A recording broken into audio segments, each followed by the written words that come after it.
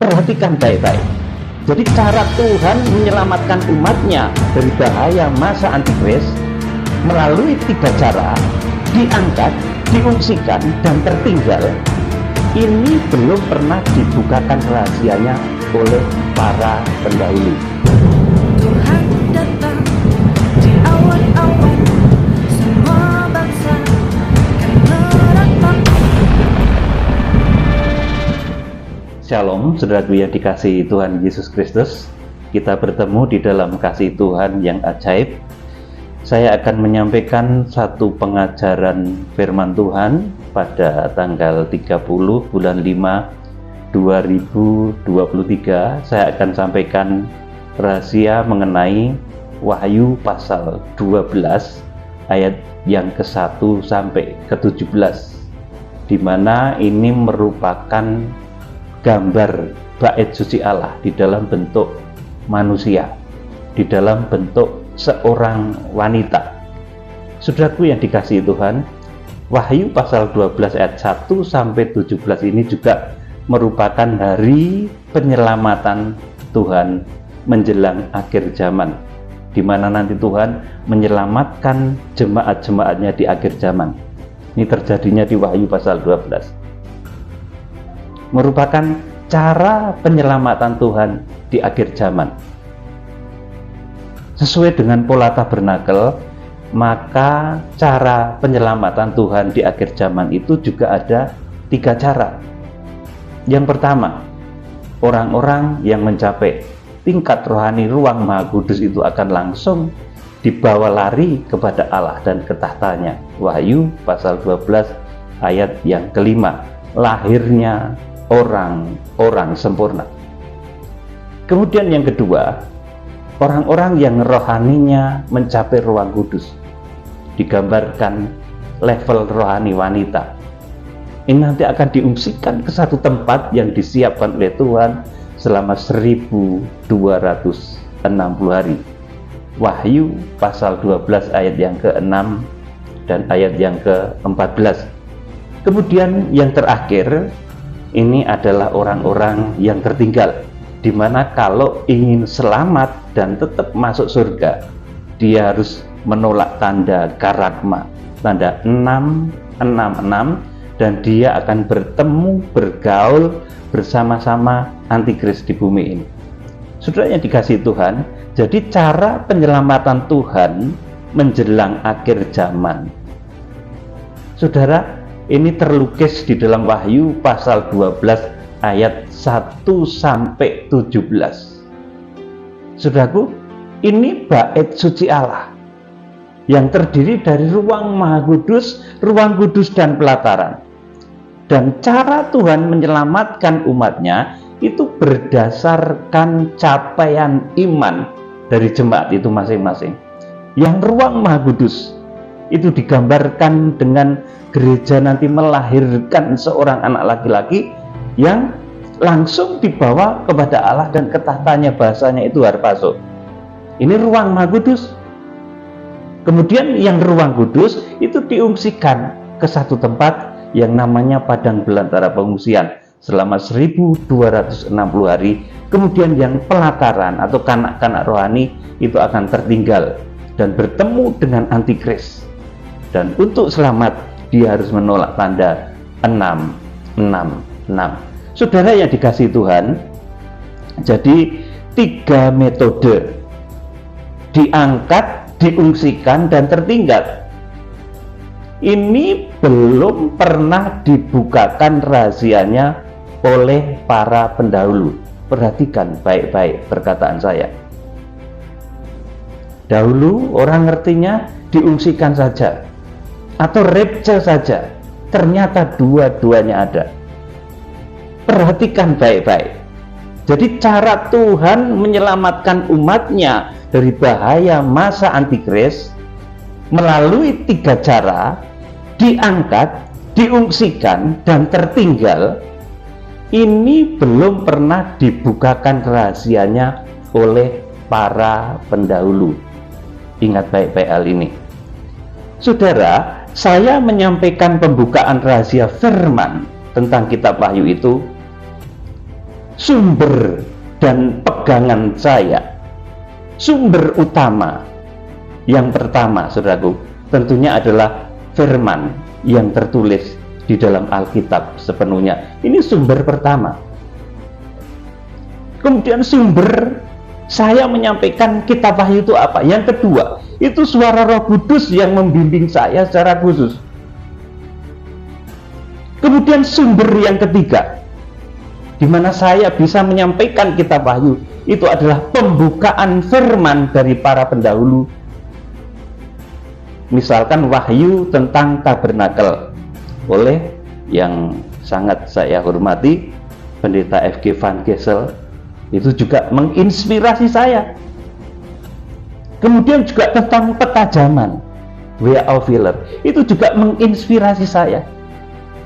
Kemudian juga tentang pengajaran mempelai oleh yang saya hormati Bapak Pendeta N. Juwono almarhum, ini juga sangat menginspirasi saya. Kemudian yang terakhir tentang pengajaran kitab Wahyu, saya juga terinspirasi oleh guru saya, Romo Paulus Tribrata. Saudaraku, nah, di dalam menyampaikan kitab Wahyu ini pun, saudaraku, terutama rahasia-rahasia yang dalam, itu saya sangat berhati-hati. Pengajaran-pengajaran terdahulu itu juga dari manusia yang ditandai dengan kelemahan darah dan daging, dan tentunya ada sisi lemahnya. Saudaraku, perhatikan baik-baik ini. Jadi di dalam menyampaikan pengajaran kitab Wahyu, apalagi Wahyu pasal 12 ini merupakan sesuatu yang sangat sulit dipahami, saudaraku. Di dalam menyampaikan saya sangat berhati-hati. Pengajaran-pengajaran terdahulu juga dari manusia yang ditandai dengan kelemahan darah dan daging, pasti ada sisi lemahnya. Saudaraku, untuk yang sudah benar tentunya saya pegang erat, saudaraku.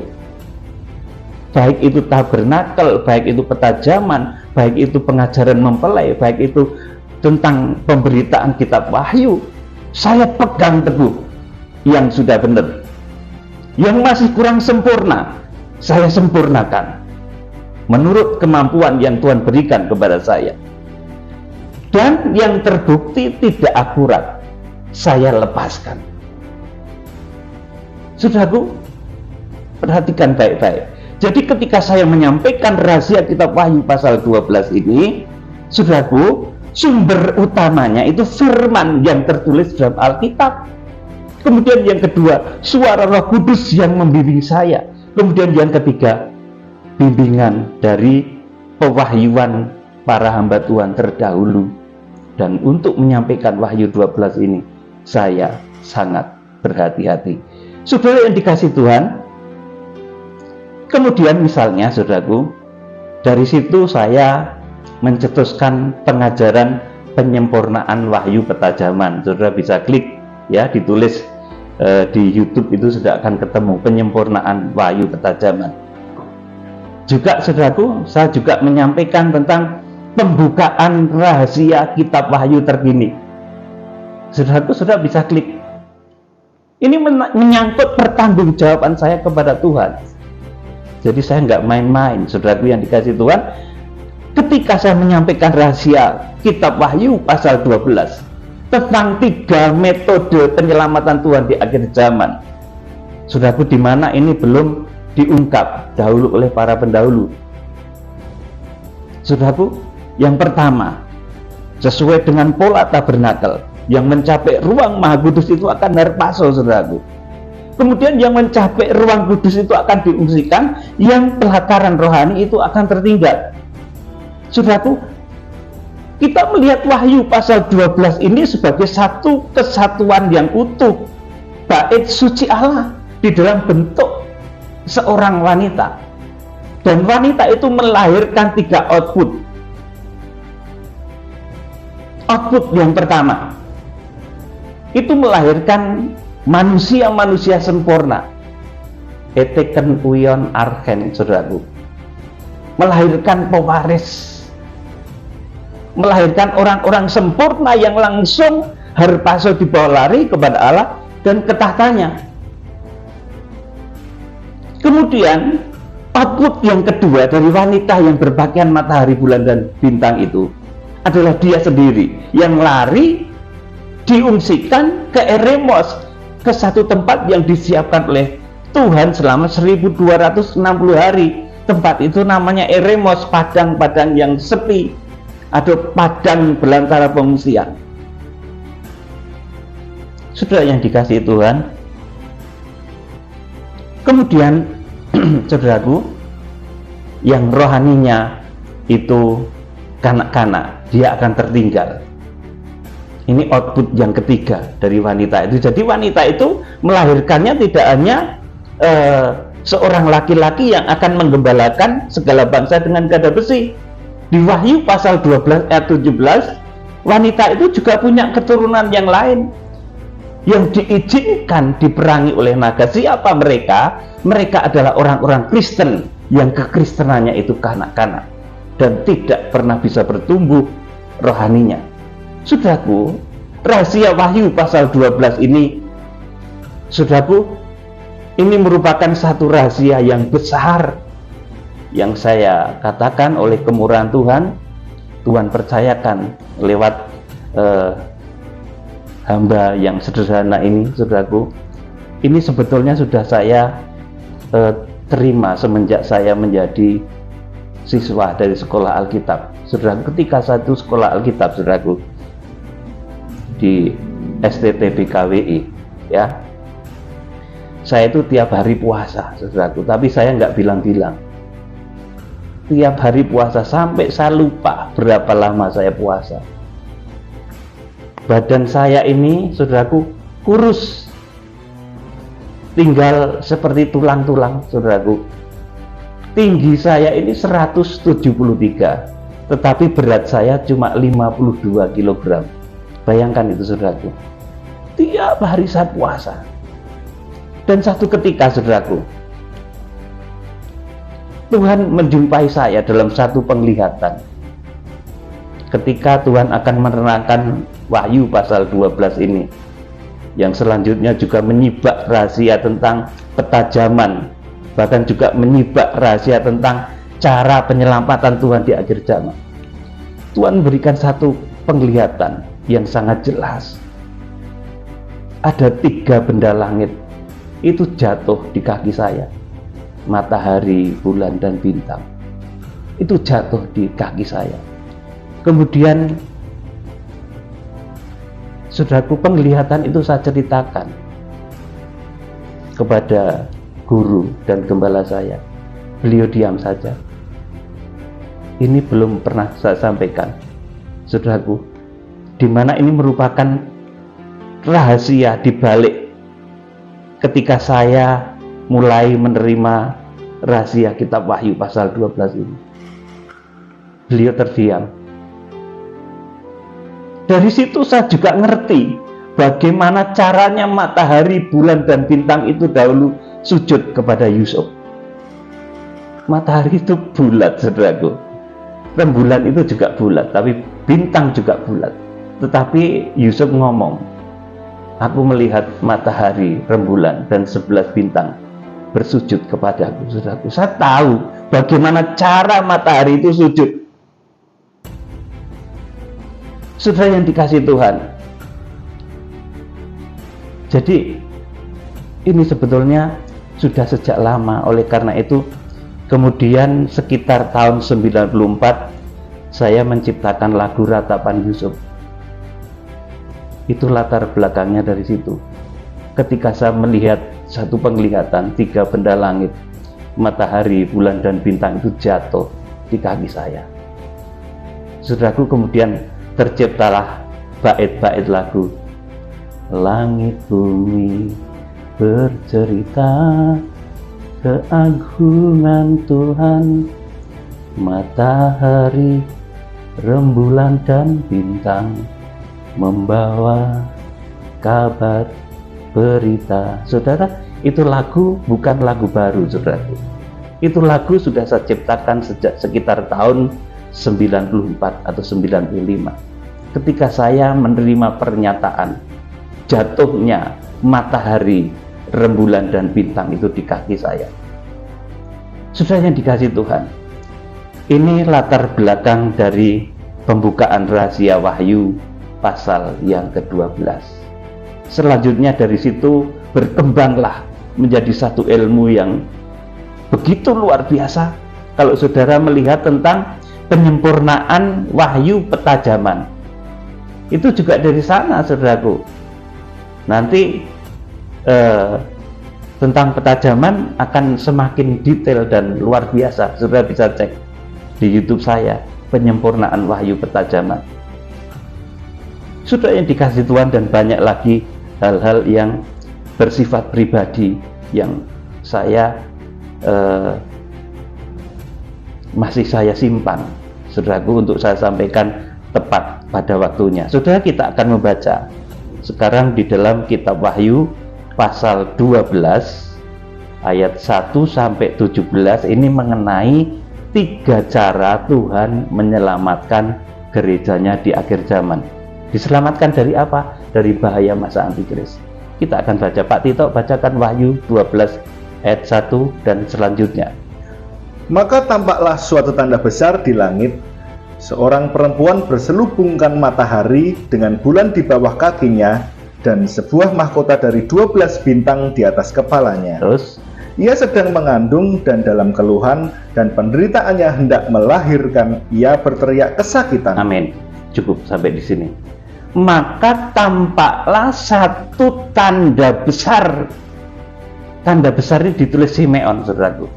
Simeon itu kalau di dalam bahasa kita lebih gampangnya itu perlambang. Pralambang bahasa Jawanya itu, saudaraku. Jadi Wahyu pasal 12 ayat 1, seorang perempuan berselubungkan matahari dengan bulan di bawah kakinya dan sebuah mahkota dari 12 bintang di atas kepalanya. Ini pralambang. Pralambang dari apa, saudaraku? Itu gereja akhir zaman. Kondisi gereja akhir zaman yang nanti akan menghasilkan 3 output. Output yang pertama itu manusia-manusia sempurna yang mencapai tataran rohani ruang Maha Kudus, yang digambarkan akan dilahirkan di Wahyu pasal 12 ayat yang kelima nanti, saudaraku. Kemudian output yang kedua adalah orang-orang yang diungsikan, wanita itu sendiri. Kemudian yang ketiga adalah benih yang tertinggal, Wahyu pasal 12 ayat yang ke-17. Jadi ini satu Simeon. Tampaklah satu Simeon, satu perlambang. Perempuan berselubungkan matahari. Loh, ini kalau diterjemahkan secara letterlek nggak akan jadi. Nggak ada orang berselubungkan matahari itu, saudaraku. Matahari itu sangat besar dan panas. Dengan bulan di bawah kakinya, bulan itu juga besar. Dan dari 12 bintang di atas kepalanya, dan sebuah mahkota dari 12 bintang di atas kepalanya. Bintang itu juga besar. Ini tidak mungkin diterjemahkan secara letterlek. Nggak akan ada manusia itu yang berselubungkan matahari, nggak ada. Tidak akan pernah ada itu, saudaraku.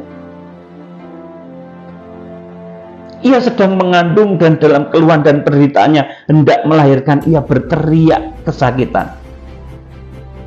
Kemudian ayat yang ketiga dan keempat dibacakan Pak Tito. Maka tampaklah suatu tanda yang lain di langit, dan lihatlah seekor naga merah padam yang besar, berkepala 7 dan bertanduk 10, dan di atas kepalanya ada 7 mahkota. Terus, Dan ekornya menyeret sepertiga dari bintang-bintang di langit dan melemparkannya ke atas bumi, dan naga itu berdiri di hadapan perempuan yang hendak melahirkan itu untuk menelan anaknya, segera sesudah perempuan itu melahirkannya. amin. Ini juga perlambang. Maka tampaklah suatu tanda lain di langit, satu perlambang lain di langit, dan lihatlah seekor naga merah padam yang besar. Saudara, nanti itu nggak akan ada naga merah padam. yang terbang wirawiri dari Jogja ke Jakarta, dari Amerika ke mungkin Kanada, dari Eropa, saudaraku, ke China, saudaraku. Tidak akan ada naga terbang seperti itu. Ini cuma Simeon, perlambang kejahatan iblis yang begitu luar biasa di akhir zaman. Sudah yang dikasihi Tuhan Yesus Kristus. Kemudian ayat yang kelima, Pak Tito bacakan. Ini yang ruang Maha Kudus. Karena Wahyu pasal 12 ini, saudaraku, ini gambaran bait suci secara utuh. Dan ini ruang Maha Kudusnya yang langsung dibawa kepada Allah dan ketatannya. Wahyu pasal 12 ayat yang kelima. Maka ia melahirkan seorang anak laki-laki yang akan menggembalakan semua bangsa dengan gada besi. Tiba-tiba anaknya itu dirampas dan dibawa lari kepada Allah dan ke tahtanya. Amin. Saudaraku, jadi ini ada yang ngomong ini kan tunggal, Pak Peter. Iya, tapi ini masih termasuk Simeon tadi. Saudaraku, masih termasuk perlambang tadi, di mana dilahirkan oleh seorang perempuan yang berpakaian matahari, bulan, dan bintang. Dan seorang perempuan yang berpakaian matahari, bulan, dan bintang itu nggak akan ada. Itu gambaran gereja Tuhan. Manusia mana yang bisa berpakaian matahari, saudaraku? Nggak ada. Perempuan mana yang berpakaian matahari? Matahari yang besarnya minta ampun itu, saudaraku. Perempuan mana yang pakaiannya matahari, selubungnya matahari? Nggak akan pernah ada, saudaraku. Nah, Wahyu pasal 12 ayat yang kelima ini merupakan bagian dari perlambang di Wahyu pasal 12 ayat 1. Ini masih perlambang. Maka ia melahirkan seorang anak laki-laki, eteken uios arken, ya, kurang lebih seperti itu, ya. Artinya ia menghasilkan pewaris yang bergender laki-laki. Saudaraku, artinya orang-orang yang rohaninya itu sempurna, laki-laki. Itu digambarkan oleh Tuhan Yesus, kemudian juga Musa. Saudara yang dikasihi Tuhan Yesus Kristus, jadi maka ia melahirkan seorang anak laki-laki. Ini pun bagian dari perlambang di Wahyu pasal 12 ayat 1 tadi. Karena Wahyu pasal 12 ayat 1 itu bukan satu orang yang berpakaian matahari, tetapi itu gereja Tuhan dari berbagai bangsa, suku, bahasa yang bersatu. Sudah yang dikasihi Tuhan Yesus Kristus, ini perlambang. Wahyu pasal 12 ayat 5 ini pun perlambang. Perlambang yang meneruskan apa yang ditulis dalam Wahyu pasal 12 ayat yang ke-1 dan 2. Seorang wanita yang berpakaian matahari, bulan, dan bintang. Itu perlambang. Itu ceritanya masih diteruskan di Wahyu pasal 12 ayat 5. Wanita itu melahirkan seorang anak laki-laki. Artinya gereja akhir zaman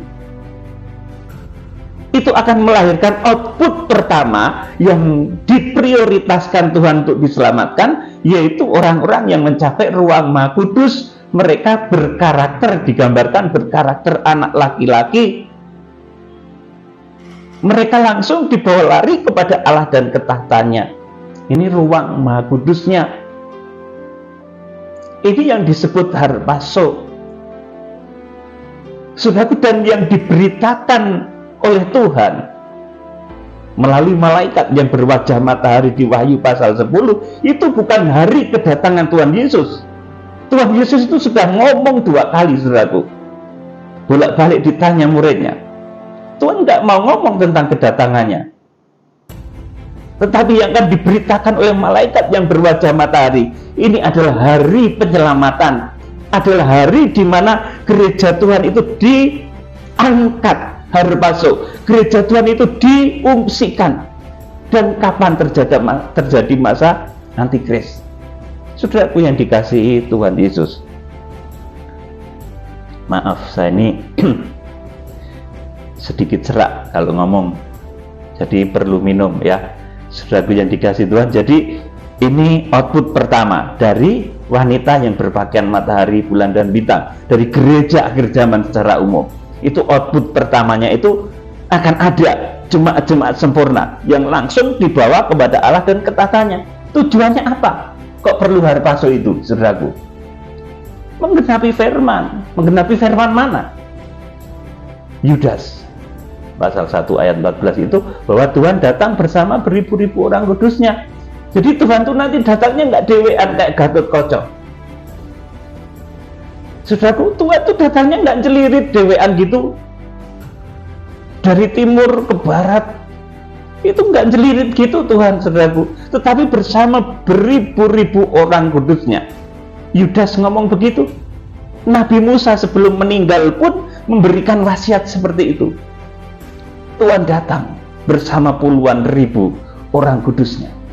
Itu yang harus digenapi lewat harpazo tadi. Jadi orang yang diangkat tadi, yang harpazo tadi, untuk menggenapi firman itu, bahwa nanti Tuhan setelah 1260 hari setelah harpazo ini terjadi, Tuhan itu datang bersama orang-orang yang harpazo tadi. Jadi Tuhan datang nggak sendirian. Kemudian untuk apa harpazo, saudaraku? Untuk apa diangkat duluan? Untuk menggenapi firman, seperti apa yang dikatakan oleh Rasul Paulus, bahwa tidak tahukah kamu bahwa kamu akan menghakimi dunia, bahwa orang-orang kudus akan menghakimi dunia. Tidak tahukah kamu bahwa kamu akan menghakimi malaikat-malaikat? Saudara, kalau di dalam badan seperti saya saat ini, seperti badanmu, segagah-gagahnya badanmu, mungkin tinggimu 180 cm, 1,8 meter, saudara tetap nggak akan berani menghakimi orang Rusia, menghakimi panglima perang Rusia, panglima perangnya Amerika, panglima perangnya Ukraina, panglima perang Mesir, panglima perang, saudaraku, bahkan raja-raja. Saudara nggak akan berani kalau sudah dalam keadaan tubuh seperti ini. Dan firman harus digenapi bahwa kamu akan, orang-orang kudus akan menghakimi dunia. Orang-orang kudus akan menghakimi malaikat-malaikat. Kapan itu? Yang melalui harpazo inilah, saudaraku, nanti kemudian melalui 7 cawan murka Allah, saudaraku, penghakiman itu dijalankan kepada bumi. Saudara yang dikasih Tuhan, dan itu nanti erat kaitannya dengan 2 saksi, bahwa penghakiman itu dialirkan dari pipa emas kepada kedua pohon zaitun itu. Bahasa Alkitabnya seperti itu. Saudara yang dikasih Tuhan, sekarang ayat yang ke-6, ini orang yang mencapai ruang kudus, itu akan diungsikan, Vego. Yuk dibaca, Wahyu pasal 12 ayat 6. Perempuan itu lari ke padang gurun, di mana telah disediakan suatu tempat baginya oleh Allah, supaya ia dipelihara di situ 1260 hari lamanya. Amin. Saudaraku, jadi ini yang mencapai ruang kudus akan diungsikan ke satu tempat yang disiapkan oleh Allah, supaya ia dipelihara di sana selama 1260 hari lamanya. Untuk apa, saudaraku? Untuk disempurnakan. Terus di sana suasananya seperti apa? Yesaya pasal 35 itu. Nanti yang sakit-sakit disembuhkan, saudaraku. Kemudian proses mengungsinya seperti apa? Sudah pernah saya jelaskan. Tuhan itu dahsyat. Proses mengungsinya kita nggak melayu dewe-dewe gitu, saudara. Enggak. Tetapi akan dibawa oleh kuasa Tuhan. Seperti ketika Filipus membaptis sida-sida dari Ethiopia. Pada saat itu Filipus dilarikan dengan kuasa Tuhan yang dahsyat dari Gaza ke Asdod. Jauh, saudaraku, itu, saudaraku. Seperti ketika Raja Ahab balapan dengan Nabi Elia balapan dengan Raja Ahab yang naik kereta berkuda. Saudaraku, Elia dibawa oleh Tuhan secara luar biasa dari puncak Gunung Karmel ke Yisrael. Saudaraku, itu kejadian ketika pengungsian. Itu seperti itu. Saudara akan dipindahkan oleh kuasa Tuhan ke satu tempat yang disiapkan oleh Allah. Saya tidak boleh sebut tempat itu. Dulu sudah ada yang berani-berani sebut, saudaraku. Oh, itu ada di Australia. Oh, itu tidak boleh disebut itu, saudaraku. Karena tempat itu disediakan oleh Allah. Kalau disebut sekarang ketahuan iblis. Saudaraku yang dikasih Tuhan, itu tempat yang disiapkan oleh Allah. Suasana padang belantara pengungsian. Ayat yang selanjutnya. Jadi ini tadi yang mencapai ruang kudus ya, itu diungsikan. Kemudian ayat yang ke-7 dibacakan Pak Tito. Maka timbullah peperangan di surga. Michael dan malaikat-malaikatnya berperang melawan naga itu, dan naga itu dibantu oleh malaikat-malaikatnya. Ayat yang ke-8. Tetapi mereka tidak dapat bertahan, mereka tidak mendapat tempat lagi di surga. Dan naga besar itu, si ular tua yang disebut iblis atau Satan, yang menyesatkan seluruh dunia, dilemparkan ke bawah. Ia dilemparkan ke bumi bersama-sama dengan malaikat-malaikatnya. Amin. Saudaraku, saya terangkan di sini. Jadi semenjak terlahir anak laki-laki, itu bahasa Kias ya saudaraku, bahasa Simeon. Semenjak terlahirnya orang-orang sempurna yang dibawa langsung kepada Allah dan ketahtanya, seperti janji Tuhan Yesus kepada jemaat di Laodikia. Saudaraku, jemaat Laodikia itu paling elek, saudaraku, paling bobrok, tapi malah dikatakan oleh Tuhan nanti akan didudukkan di bersama-sama dengan Dia di tahtanya Bapa. Saudaraku, jadi saudaraku, nanti setelah terjadi lahirnya orang-orang sempurna yang dilahirkan oleh gereja Tuhan, bukan satu orang loh yang lahirkan, saudaraku, ingat baik-baik. Wahyu pasal 12:5 itu yang melahirkan bukan satu person melahirkan satu person, bukan. Tetapi itu gereja Tuhan yang melahirkan jemaat-jemaat sempurna. Nah, ketika jemaat-jemaat sempurna itu terlahir, kemudian dibawa kepada Allah dan ketahtanya, iblis itu tidak lagi mendapat tempat. Mereka dicampakkan ke bumi. Maka kemudian di bumi timbullah masa yang disebut masa antikristus, yang lamanya juga 1260 hari. Saudaraku, seperti lamanya wanita itu diungsikan kepada pengungsian 1260 hari, sama dengan 42 bulan kalau di dalam Wahyu pasal yang ke-13 ayat yang ke-5. Saudara yang dikasihi Tuhan Yesus Kristus, ayat yang ke-10. Dan aku mendengar suara yang nyaring di surga berkata, sekarang telah tiba keselamatan dan kuasa dan pemerintahan Allah kita dan kekuasaan Dia yang diurapinya, karena telah dilemparkan ke bawah pendakwa saudara-saudara kita yang mendakwa mereka siang dan malam di hadapan Allah kita. Terus, dan mereka mengalahkan Dia oleh darah anak domba dan oleh perkataan kesaksian mereka, karena mereka tidak mengasihi nyawa mereka sampai ke dalam maut. 12. Ayat ke-12, karena itu bersukacitalah hai surga dan hai kamu sekalian yang diam di dalamnya, celakalah kamu hai bumi dan laut, karena iblis telah turun kepadamu dalam geramnya yang dahsyat, karena ia tahu bahwa waktunya sudah singkat. Amin. Ayat 12 ini perhatikan. Jadi celakalah kamu hai bumi dan laut, karena iblis telah turun kepadamu dalam geramnya yang dahsyat. Karena apa, saudaraku? Karena surga sudah ada pewarisnya. Wahyu pasal 12 ayat yang ke-5 tadi. Orang-orang sempurna sudah dilahirkan oleh gereja Tuhan, maka iblis tidak dapat tempat lagi, tidak bisa naik turun surga bumi, tidak bisa menuduh seperti ketika zaman Ayub dulu. Dicampakkan ke bumi sepenuhnya, nggak bisa naik lagi. Akibatnya menjadikan bumi itu tempat pelampiasan amarahnya, dan orang mengenal masa itu dengan sebutan masa antikris, masa yang penuh kejahatan, masa yang penuh kekejian yang belum pernah terjadi di muka bumi ini. Ayo, ayat 13. Dan ketika naga itu sadar bahwa ia telah dilemparkan di atas bumi, ia memburu perempuan yang melahirkan anak laki-laki itu. Amin. Sampai di sini. Jadi ular, naga tua, si setan itu ketika perang dengan Mikael ya, dicampakkan ke bumi sampai tidak sadar. Sampai di sini dikatakan Dan ketika naga itu sadar, jadi sempat semaput ya. Oleh karena itu nanti di Wahyu pasal yang ke-13, binatang itu seperti luka di salah satu kepalanya. Luka itu seperti membahayakan hidupnya, tetapi sembuh. Seluruh dunia heran. Saudaraku, ini meh mati naga itu, saudaraku, karena berperang melawan Mikael, tetapi dia bangkit dalam kebangkitan palsu. Saudara yang dikasih Tuhan, jadi masa antikris terjadi karena itu, karena di surga sudah ditempati oleh orang-orang sempurna, saudaraku, yang merupakan badannya Tuhan Yesus.